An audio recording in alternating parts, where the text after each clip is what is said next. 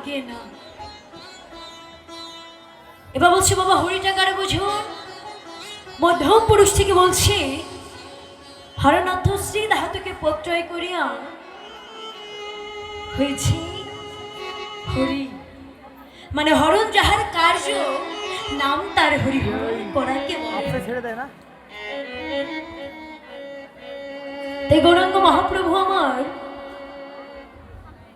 এই না নদীয়ার মাঝে সুরধনির তীরে সে মধুর হরি নামের খেলা খেলছে।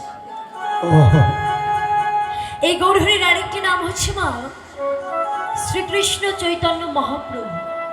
অর্থাৎ এই চৈতন্য নামটি কেন হয়েছে বাবা? কেননা আমাদের মতো অচেতন জীব, আমাদের তো বাবা চেতনা নেই, আমরা চেতনাবিহীন মানুষ।